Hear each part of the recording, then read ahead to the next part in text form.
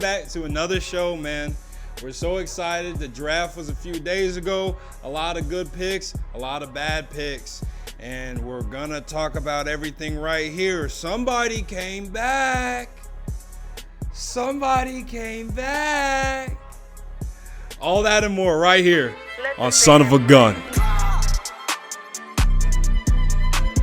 Rest in peace to my grandma, yeah, she raised the dawn. Yeah, and shout out to my mom, I'm a son of a gun.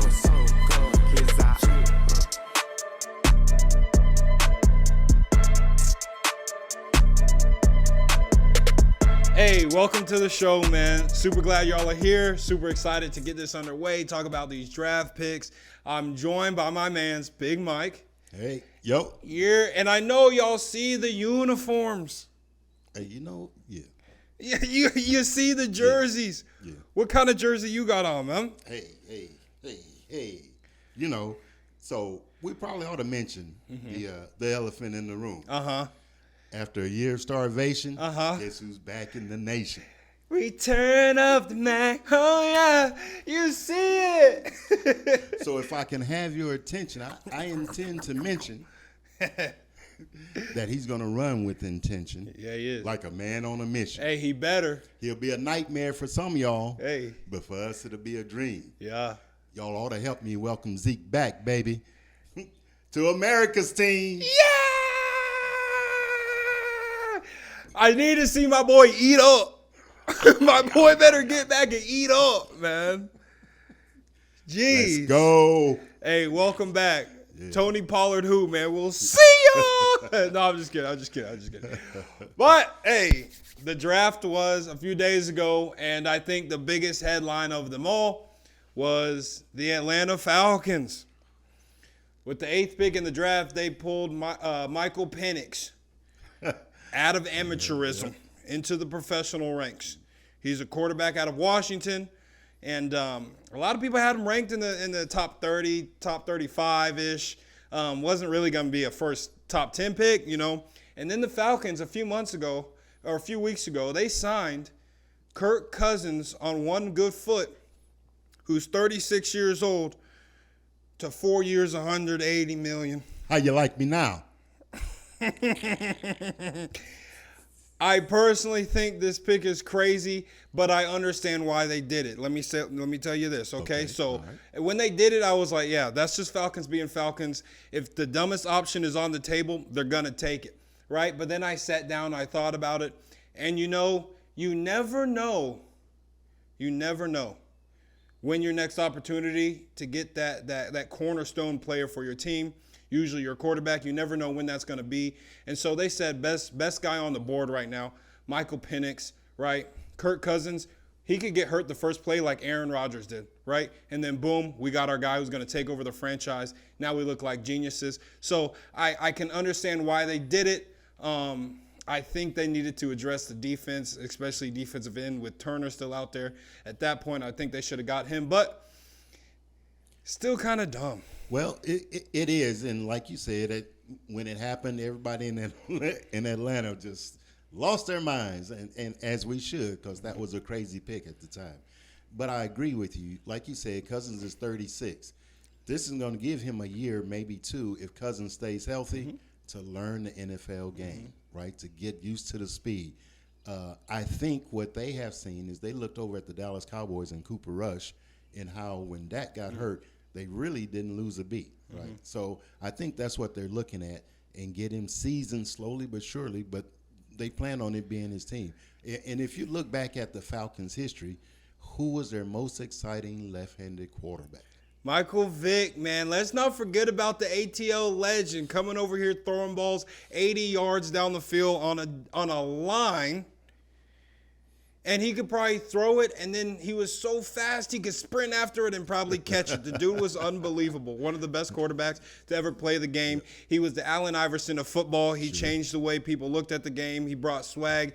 He brought all that stuff to the NFL. And will there ever be another one? Probably not. But Michael Penix, he's got a bazooka for a left arm. They already said that this was probably the most the most NFL-ready quarterback out of this quarterback-heavy draft. Correct. And so the whole sitting for a couple years, I don't get it. He's already 24 years old. He's the most important thing for an NFL player is not getting drafted, but it's making it to that second contract. And already being 24 years old, he's got a shorter clock than most of the draft picks. So the sitting for 2 years, I don't get it. I don't like it. And I can't imagine what he's thinking. He's like, man, they just signed this man to 180 mil. Now they drafted me to sit. I can't be happy if I'm Michael Penix. So you get a chance to learn free. I think you'll take that opportunity. At the same time, I think him sitting for 2 years is what you say at the press conference. If you're the GM, if you're the organization, right? Yeah. That's what you say. They're just talking. Just talk. Yeah. Just talk. That's, politically correct. That's all. Wait, you said sit and watch for free for 2 years? Bro, I'm 24 years old. I put up crazy yards the past 2 seasons in the NCAA. No, I'm ready to ball out, bro. What are you talking about? No player that ever gets drafted wants to sit. Absolutely right. You're absolutely correct.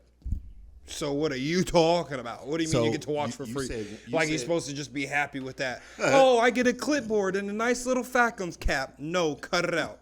But boy wants the ball. Once again, we're still talking about 36-year-old Kirk Cousins. A. B, is he even ready? Because he's on the clock. Yeah. So, it could happen where Penix gets in there, does a good job, Cousins never sees the field. It's happened before. Right. And so then you got to look at the Falcons and say, wow, you're paying a guy $180 million to hold a clipboard. They're going to look so stupid. That's why I think this draft pick was nuts. Because even if Penix does play, it's like, bro, you just gave this man so much money. It's still the Falcons. Okay. I like the pick, and I don't like the pick. I don't like the pick because can the offensive line protect Michael Penix, let alone Kirk Cousins? And so I really thought that was a need there. You're right. They did need some defense, but I thought they needed some offensive line help. And I didn't see him get that. They went and got Penix. So if I'm Penix and I said sit for 2 years for free, I'm not getting hit. He is injury prone, so I get it. But then I look out there, I got Kyle Pitts at tight end. Correct. I got Drake London out there. That's right. I got Bijan behind me. Yep. Who was the other one? Moore? You got Rondale Moore. You got Ray McLeod. Like, I have weapons. Let me let the cannon loose, coach. Absolutely. You want to win? Put Booby in. Isn't that what he said, man? Come on. You want to win? Let Booby spin, man. Yeah. So I wouldn't want to sit if I'm Penix at all. No. But this is an opportunity, and I think we'll see this play out. This may have, and it will come back likely to be a smart move if they can protect him. That's going to be the key. Protect, because like you said, he's injury prone, and he's not Michael Vick. He's not a run first guy. What I do like about him is he makes a decision and sticks with it quickly. So he's going to be getting the ball out of his hand. So yeah, it's a good pick. It just wasn't logical at the time, and it disrupted the whole rest of their draft. So there was that. So we'll see what happens. I'm looking forward to it. I can't wait to see him. I mean, does he have to wear number 7? I guess we'll see. Man. But over in Bronco country, Oh boy, these idiots already eating Russell Wilson's contract. Boom, they trade over. They get Zach Wilson, who we've all seen him play football in the NFL. And then they drafted at number 12, Bo Nix. That's your boy, by the way. That's your boy that you were fighting for earlier. We can roll a clip. We have it. But you were fighting for Bo Nix. Who starts? Bo Nix, Zach Wilson, week 1. I think you got to go Zach Wilson.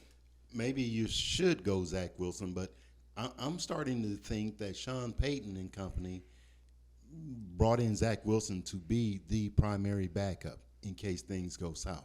I think they're looking at starting Bo Nix. I think that's why Sean Payton was in such a agreeable move to get rid of Russell Wilson. So because it wasn't his $80 million that Wilson was going to get. But I honestly, I think the contrary. right? Boom, you put Zach Wilson out there, let him start a few games, boom, he does bad. Then you bring Bo Nix in. I feel like if you start Bo Nix early, he does bad, and then now you're going to bench the guy that you just drafted 12th overall. What does that do to his confidence? We saw it happen with Zach Wilson. What does it do to your confidence? It's going to have lasting effects on Bo Nix in the NFL. So I think the safe route, which I think they have to do because they don't have many options, start Zach Wilson. Your expectations are not up here for him, right? Start Zach Wilson. Let him play. If he does well, you keep him in there. Bo Nix learns from the sideline. He does bad after 4 or 5 games. You throw Bo Nix in there, and you stick with him for the rest of the season and go from there. Bo Nix in college career, almost 70% completion rating. So correct. He definitely knows how to get the ball out of his hand, which Zach Wilson, he came in. They said he's got a bazooka arm, this and that, blase, blase. So I think you start Zach Wilson. He does bad. Boom. Now you got Nix. Earlier you said Michael Penix didn't get drafted to sit. You think 35-year-old Bo Nix got drafted to sit? Yeah, no. I think he's starting. Zach Wilson's going to sit again. Plus, Sean Payton doesn't like guys named Wilson. Yeah, I said it. Well, you make a great point. I can't really deny that. Yeah, no, I don't think he wants to sit, but he should. I think he should learn the offense. Or do you build an offense around him? Build an offense around Bo Nix? Hey, he was prolific at Oregon. Right? Okay. They didn't win, but there it is. Yeah, okay. So we're going to go ahead and take it to break on that note because this man's talking crazy. We'll be right back, man. Oh, my God. And then ask Cassie to bring it over here. This is what the media wants you to see. Cassie, do you have that? The funniest thing I saw this week. So LeBron James said, yeah, Defensive Player of the Year. That's the only award I don't have in my house. That kind of stings. And it don't make sense. This is what the media likes to do to you. They'll take one little short part of an entire situation just to paint the picture a certain way. Because the person who won Defensive Player of the Year didn't even make first team all defense in the NBA that season. So he wasn't even one of the best defenders in the league over LeBron James, who came in second. Michael Jordan felt the pressure, and so he made a few calls. He does have some pull in the NBA. He made a few calls that year to make sure LeBron never got Defensive Player of the Year. This man emailed it to himself and then asked Cassie to bring it over here. This is what the media wants you to see. That's crazy. With the number 1 pick in this year's first-year NFL draft, the Chicago Bears select quarterback out of USC, Caleb Williams. No surprise, no surprise. No surprise there at all. I mean, consensus numero uno pick. Correct. He's got all the intangibles, can make the highlight throws, got a bazooka arm, can actually move with his feet too. The things that I've seen on tape, because I broke it down, hours and hours of studying tape. All I've seen, something that is very fixable. And I think just because he was at USC trying to get his team to the playoffs, win a college football championship, blase, he was trying to make the hero play sometimes. And instead of just making the right play and getting 8-9 yard completion, he was trying to get the 50-yard bomb down the field.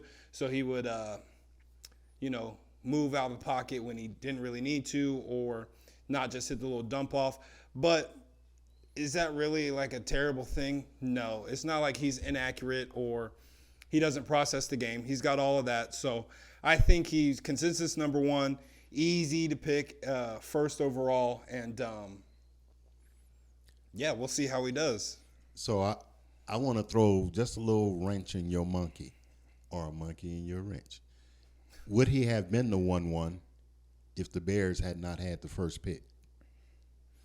So I'll let you marinate on that. But we knew that was going to happen. We've known the Bears was going to have that first pick, so that's kind of been written in stone. I think it was a good pick, especially when you include the pick they made later, getting the wide receiver. Mm-hmm. Right? So now you got 2 first-year guys that's going to learn this system, whatever it is, together. Now, some of the qualities you mentioned about Caleb Williams, did Justin Fields not have those same characteristics. So, but it is what it is, right? So, Yeah, no, I think so. To answer your question, because you started talking again before I could speak, which we've talked about. and Okay, you'll see me at commercial break. I think that if you're a first pick, your team usually is very bad, and what do bad teams normally have?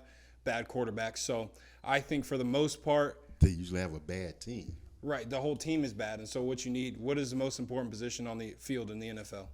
It is the quarterback. Okay, no doubt. so you probably need one. So I think Bears, anyone else besides like Carolina, that's a bad team. If they were up there, they were probably going to take him at number 1. But they also got Rome Odunze, and this is the thing. You brought up my boy Justin Fields, right? Right. What did they try to do? They gave him a few wide receivers, but what happened when you watched the games? Nobody was blocking. So that is my point. Would Caleb Williams had been the 1-1 if another team had that first pick? So you're talking about the quarterback being first, the first guy you want to pick for a bad team. They were a bad team, and they had the number 1 pick in Justin Fields, right? They had a good quarterback. They couldn't block for him. They couldn't protect him. So he did a lot of running and chucking. So now all you've done right here is just rewound the tape. Oh, you just told me to build a team around Bo Nix. Stop it. I said out there in Denver. Out in Denver. That's a whole different thing. Out in Denver. Cut it out. No, I do see exactly what you're saying, and I mean, unfortunately, I have to agree. It doesn't matter how good the quarterback is if he never has a chance to prove it, to throw the ball, to do anything like that. So Correct. I would hate for that to happen. But they got new management. They got new coaches. Or new management. They didn't get new coaches. Right. So we'll see if the coaches learn their lesson. Sure. No, I mean their team is loaded, right? They've got what they need. They've got DeAndre Swift now at running back, right, to go along with Khalil Herbert and Roshan Johnson. So I like the team, Swift. right? We like the team, so I think that's a good makeup. I'm not mad at the Bears. The Bears. Oh, my bad. Were you going to say something? No, I was just wondering who you were looking at. Cassie's over there, so I don't know who you're looking at over there. No one else in the studio. Anywho, it's to be seen. Does he start? Does Caleb Williams start week 1? As opposed to who? Tyler Badgett? I'm joking. I'm joking. Yeah, no, that's the third one that probably will start opening day. Yeah. So moving on to a better team, all in all, than any of the teams that we've mentioned. You see it on our chest. You see it in our hearts. You hear it in our words. You see them in the stars. America's team, Dallas Cowboys, baby. They were in the draft. They got some guys. They did. They didn't get the guys I was, wanting for them to get, some like Joe Alt, for example. But they got some guys, and so, they're going to be right back there. Right? I think so. From what we've seen, a lot of guys are gone off the line, defense and offense. I think with their first pick, 29th pick overall, they got Tyler Guyton. And so little offensive tackle, which I think is pretty big. We need that after losing Tyron Smith, who only plays 1 game a season the past couple seasons. So, hey, get him gone. You did what you had to do. You might be in the ring of the Hall of Fame, Ring of Honor in Dallas Stadium, but hey, your time's up, young buck. Get him gone. And then So they definitely needed some defensive help, and I thought they would lean heavier toward defense, with the fact that Dan Quinn is gone, right? And so the defense was quick, the defense was swift, the defense was physical. The defense just wasn't big enough to stop the run. So I thought they would address that a little more, and so I think they did with their 3rd round pick. I'm probably mispronouncing his name. Marshawn? No,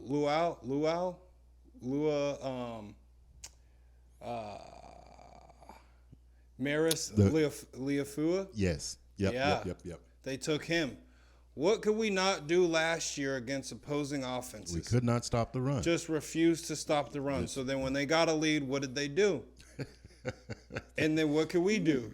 Nada. Just sit back and watch and yell from the couch. Like what it felt like the Dallas Cowboys defense was doing. So third round, they go out there, they get Marist. Right. He's a linebacker, run stopper. Right. Put his head in there. Right. Sean Lee type. Right. You remember him? Oh, absolutely. You know why we didn't have a run defense? Right. Because the linebackers we had, they were hard hitters. You know what I'm saying? Sean Lee, what happened to him? Yep. Broken neck, get him gone. What happened to Van Der Esch? He's cracking dudes, broken neck, get him going. You know what I'm saying? Right. That's what we need. We need these neck breakers back, man. Get these linebackers in here 3-4 really good seasons, and then they have problems. Get them going. Let's start the cycle over, and I think we've done that here with Marist. And the Cowboys traditionally, historically, are known for that, going back to Leroy Jordan days, and so even Randy White before he moved to defensive tackle. So, and so this is what they need. This is to be good. Stop the run, and you don't have to worry about outscoring the other team. Mm-hmm. So I like to always see a guy, what did they say? Tom Brady pick 199. Who's that dude over in San Francisco that they think's elite? Mr. Irrelevant. Yeah, they got him, and now he took the team to the Super Bowl. Correct. In the 7th round, the Dallas Cowboys picked an offensive lineman, Justin Rogers. Okay. Hey, what does he do? He clogs holes. Yep. That's all he does. You put him in there, he's a big boy, about 360. Right. About 375, biscuit away from 4. You know what I'm saying? He stand up and he ain't moving. That's right. Right? I think he might. This is a long shot, right? 7th round pick, very long shot. But he's my guy this year or two. Come in there, boom, fill holes when it's 3rd and short. Right. 4th and 1. No more tush push. Correct. Because he's going to be sitting there unmovable. Correct. So I think one of the strengths of the defense was the defensive backfield. Mm-hmm. Given that they would have some pressure from the front. Mm-hmm. But if the teams are not throwing the ball, they're running the ball down your throat. So, we're going to see some difference. Even if he doesn't ever make a tackle, he's going to plug it up for somebody else. Mm-hmm. And I think we're going to have some pretty physical and agile, flexible, speedy linebackers. Mm-hmm. So, we're going to put that to an end. It's exciting for the Dallas Cowboys. There is one thing that one Dallas Cowboy is doing, right, that I do not like. I don't know if you saw it. Micah Parsons, he's got his podcast. Right. The one that really just took me over the edge. He had his podcast the day or two after they lost in the playoffs to the Green Bay Packers. Who was his guest on the show? Who was his guest? Jordan Love. Wow. Yep. The opposing quarterback who just beat you, and now he's a guest on your show. Absolutely insane to me. Where are his PR people? Right. But then, draft day, he's on there with the Texans quarterback, C.J. Stroud. Right? Boom. We make a pick, and it looks like it's the worst thing he's ever seen. Get off of television. Right. Go to the gym. My God, hit the bags. What do we get off of TV? That's making me so mad, bro. Right. You're too soft. I hate all these dudes in the NFL. Basketball is one thing. But you're in the NFL. You hit people, bro. You're trying to kill people. Get off of TV. Stop smiling so much. Right. Stop being friends with all your opponents that you're going to see in the regular season in the playoffs. Right. It makes me so mad, bro. You're losing that. You know what's scary? What's that? A middle linebacker. You remember Lawrence Taylor? Oh, yeah. Yeah, he's scary. You think he'd ever be on a podcast? Okay. What are we talking about? What are we talking about, bro? DeMarcus Ware, he was scary. You think he would have been on a podcast during the season? Bro. Not a chance. Not a chance. If you're in the NFL and you're on the Dallas Cowboys, stay off of television. You're already on TV enough as it is. That's right. Now, I understand he signed his contract the other day, or they exercised that option, so he'll be back with the boys this year, and I'm looking for an extension to be signed sometime between now and August. So keep him in the star. I mean, at the end of the day, he is a great player. You know what I'm saying? He's got a motor. You know how there's some players that just like, man, How is he still going so hard? That's He right. has that motor. That's right. And I'm fearful that he's going to lose that, befriending people in the league. That's right. Talk to your teammates, your coaches, and your family, and your girlfriend, and your wife, bro. Don't talk to anyone else. And I better not see you in Cabo on a yacht with none of these dudes. We're going to have a real problem. A real problem. Get off of TV, Micah Parsons. Go hit a heavy bag or something, bro. Jesus. We'll be back. We'll be back. Jeez. Yesterday was 420. What do you think is going to happen in the series? Oh, Denver. 5-6 at the most.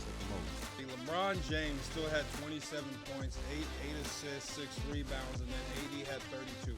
In reality, if one more person on the team has 6 or 7 more points, the Lakers take that game. So I'm going to go ahead and say it right now. It's LeBron James, man. Greatest player to ever play basketball. He's his 21st. I think he knows what he's doing. LA in 5. Is HR in the building? Because I believe somebody in here needs to take a P test. LA in 5. I don't care. I know what the problem was. You almost pulled it by me. Yesterday was 420.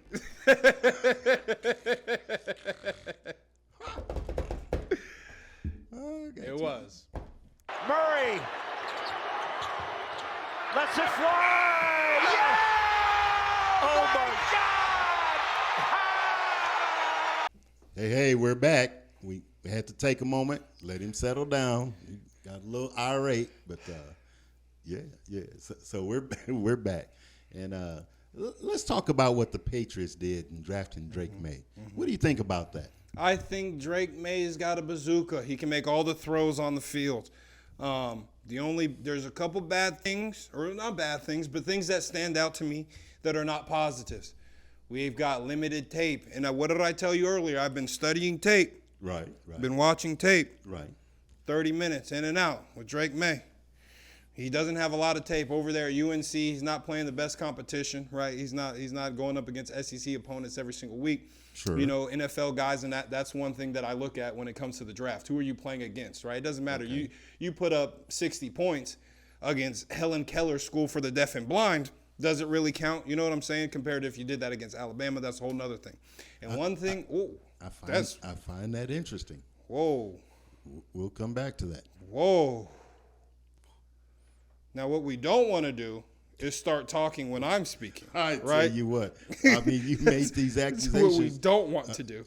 Because then we miss things, right? And then Sure. I understand that you're not listening. Well, you're just hearing me to respond. So sit back and relax. I'll let you know when it's your turn. Wow. The last thing. No competition. the last thing that I saw on Drake May. Hold on. The last thing that I saw on Drake May. Right. Okay. Right. Was his feet. Right? When you look at big centers in the NBA, want to look at their feet. When you look at linemen in the NFL, what do you want to look at? Do they have quick feet? They might be 400 pounds, or they got good feet, right? Footwork is one of the most important things for a quarterback. Being able to take a drop when your plant foot hits, being able to get rid of the ball. I was watching a lot of his tape, and his drop backs do not look consistent, and it looks like he can't drop back straight with his shoulders pointed to the middle of the field. It looks like when he drops back, he's sideways almost, which I think is going to be a big problem when you got to make these quick throws, quick processes, and quick adjustments, right? You drop back, you're looking at your first target, and he's covered. Now you got to switch to the other side of the field. If you're dropping back with your shoulders square to the middle of the field, that's going to be tough to do. So that is one thing I noticed, which I think that, an easy fix, right? I think it can definitely be adjusted, but he's kind of like the guy, I'm on the fence about it, right? Like they picked him so high, so his expectations are up here, right? Okay. And I think that maybe he would be someone that would benefit from sitting a season or two. But we'll see, because he's probably going to start. Well, I don't think that he will start. In fact, I think he will sit and watch. Who, Zappy? No. Jacoby Brissett. Oh, I forgot Jacoby. Shout out Jacob. Yeah. But no, you mentioned the competition that he playing in the ACC, and yet you like Michael Penix, and they only had one team out there they needed to beat. So I just kind of wonder how that competition thing works out. Now, it is what it is. I like Drake May personally, But I don't think he'll start the season. I think he'll do some time behind Jacoby Brissett, who has really good footwork. So there's something he can learn from that and go from that. My curiosity when the Pats made this pick was, who's he gonna throw it to? Right. That is a great question. Kendrick Bourne, Hasn't lived up to the hype. Juju Smith-Schuster, The most overrated player I've ever seen in the NFL. Demario Douglas. He's okay, right? He was okay on the Falcons. He's okay. So they did do what they did do in the second round, though. They picked up the Washington receiver that Michael Penix had been throwing to, Jalen Polk. So they did get him. So there's a target. I just don't see any other consistency. Okay. Now, and then the other problem, which is why I think Jacoby Brissett will start, is because you got Ramondre Stevenson, who has been hurt, and then they got Antonio Gibson from the Commanders. So, maybe that'll take away some of the pressure handing the ball off. So we'll see. But I think Jacoby Brissett will start. Okay, and I agree with that. Antonio Gibson makes me so mad. I had him on my fantasy team. If he was on my bench, he was going for 70 points. If I put him in the game, he'd have 20 carries for -6 yards. Absolutely ridiculous. So I hate him. And then to talk about your little, what about Washington? But how far did Washington go in? They made the playoff. They did. Okay, where was UNC? Okay. No doubt. Okay. But UNC had to. They not only had to beat Clemson, they also needed to beat Notre Dame. So they had a little competition. They also had to beat Wake Forest. So they had a little competition. They also had to beat Duke. So they had some competition. Washington had to beat Oregon. And then who did they beat in their semi? And you love Bo Nix. Was Oregon not a good team? No, Oregon is a good team, but I'm just saying it was just those two teams. It wasn't anybody else. Okay. Where was Caleb Williams? Did they win 6 games? Yeah. No, he was in the stands crying on his mom's shoulder. Absolutely insane. He's not my 1-1. Anyway, moving on. People, when your dad is a prominent sports, what am I trying to say? When your dad is a sports figure who's had a great career, NBA, NFL, MLB, NHL, you automatically expect their kid to be that good. Right. Look at Bronny James. It's a tough life right now. You know what I'm saying? Look at Scottie Pippen Jr. fighting for a spot in the NBA. Tough life, right? But Marvin Harrison had a son. Yeah. Consensus best wide receiver in this heavy wide receiver draft. Not only that, they were even thinking about he might go number 1 overall. Correct. Marvin Harrison Jr. can do everything at the wide receiver position. He's tall, can jump out the gym. Fast. And he makes contested catches. Gorilla glue hands. I mean, absolutely incredible. If I had any knocks on him, I'd say that he's a body catcher, which not a terrible thing, not a bad thing, because he catches the ball.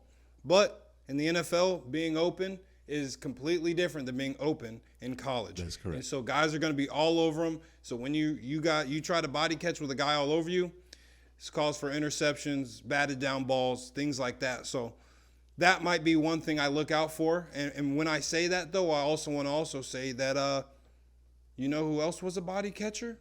Who? Randy Moss. So the good thing here about, first off, my condolences to Ohio State. Y'all have fallen into that Kentucky realm of being irrelevant. So, but for Marvin Harrison, I guess he's got a few things going for him. First, he's got his dad that's going to help him learn to accelerate. He's also got Larry Fitzgerald right out there, who I guarantee you is going to be out there to help him learn how to get away from bigger defensive backs, how to get a yard or two to be wide open. He's also got some help out there with Chris Moore and Michael Wilson and Greg Dortch, right, to take some pressure off him having to be the number one immediately. Yeah. And then the other thing is the kid has got some skills. He's got some Very ability. good. So Very talented. I feel like if Desmond Ridder can get him the ball, we're going to see that he's able to cope in the NFL. So that's what I'm looking forward to. Okay, so let's go ahead and rewind. Desmond Ridder. Correct. That's the backup quarterback out there in Arizona. What, you don't think Kyler Murray's going to play very long?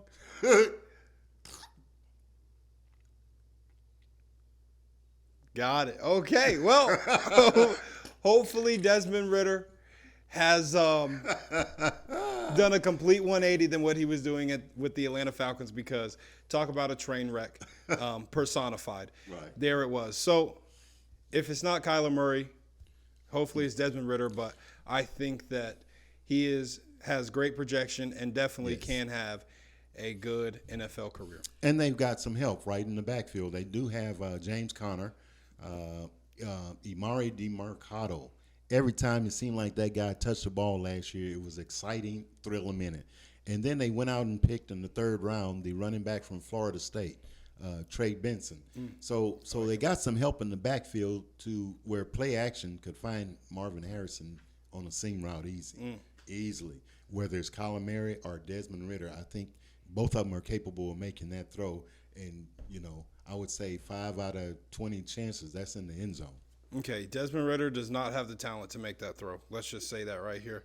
Kyler Murray, sure. So we're going to leave that right there. Hey, congratulations to all the draft picks. You guys worked hard. You earned it. And can't wait to see what y'all do in the NFL. Yeah. Hey, I want to also say congratulations, but also want to ask you something because, and let me know if you're surprised. About a month or so ago, we watched the combines. Who was the fastest guy out there? Worthy. Xavier Worthy. Yep. Right?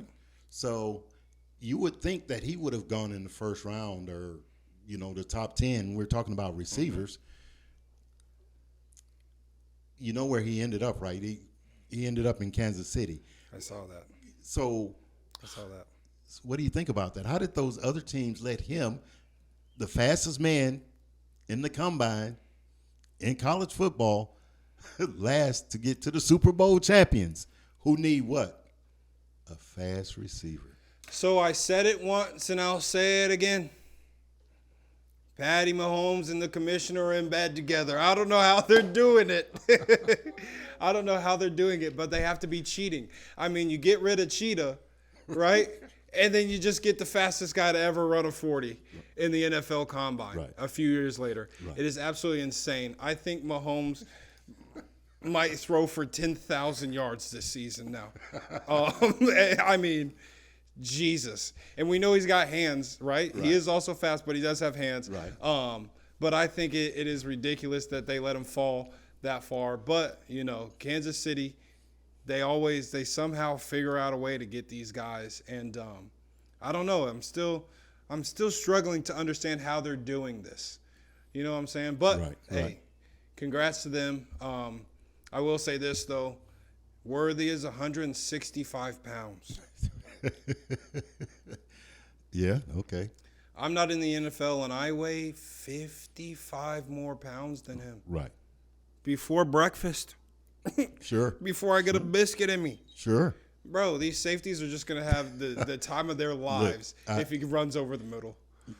I don't – you know who's on the other side from him? Not even Rashid, right? Hollywood. Mm-hmm.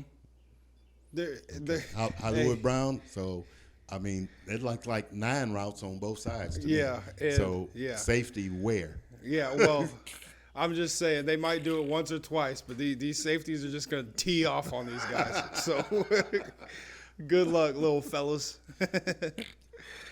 Oh, man. All right. So, you know what time it is. You know it is. Every time. I got one in the gun. I got one in the chamber. I guess I do have one in the gun. That's him. But I got one in the chamber. So, you ready? Yes. Here's my one in the chamber. Mitch Trubisky was drafted by the Chicago Bears and ended up traded to Pittsburgh. Justin Fields was drafted by the Bears and traded to Pittsburgh. How long or what season do you think Caleb Williams will be traded to the Pittsburgh Steelers? 3 seasons. He's out of there. He's going back over there to back up Justin Fields. I mean, you maybe 2.5 seasons. They might do an in-season trade. I think that it is so funny that the Steelers are just collecting the Chicago Bears trash. Every 2-3 years, they're like, bet, what do you have for me? We need the scraps, because they just cannot find a guy at the quarterback position. And the trends are trending, and that's what the NFL is, a trendy league. It's trendy. It is I trendy. give them 3 seasons. 2027. Yep, Okay, we'll see right. you, buddy. Before 2030, he'll be in the black and gold, man. Waving the terrible towel, whatever they call it, that little ugly thing, yeah. Hope you like the cold weather. It Oh, well, is you'll terrible. be used to it. Yeah, you'll be used to it. Yeah, 3 seasons. So you don't think you'll even get to see the new stadium in Chicago? Wow. Okay. Wow. Oh, we'll see you, buddy. So what else you got then?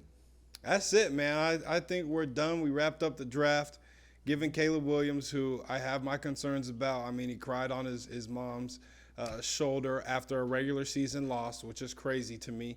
I mean, I really don't care if you paint your nails, whatever you paint your nails, you're different. Just don't make it a big point, and I feel like that's what's happening, so that draws some concerns from me. But at the end of the day, he's a good quarterback, probably a great quarterback, and we'll see what he does. Being the 1-1, you have a lot of expectations. They're very high. You got to come in, be the guy. So we'll see what happens with him. We'll see what happens with Dallas Cowboys. They had a draft, and we'll see. Yeah. But that's all I got. Okay. All right. Well, I guess then I'll scribble on my paper, call another episode done. I am Big Daddy, and he's Son of a gun. Now, I know the Cowboy fans would have liked something better, but they wouldn't let me in the room. But at the end of the season, we're all going to bring the boom! Let the band play. Rest in peace to my grandma, yeah, she raised the dawn. Yeah, and shout out to my mom, I'm a son of a gun.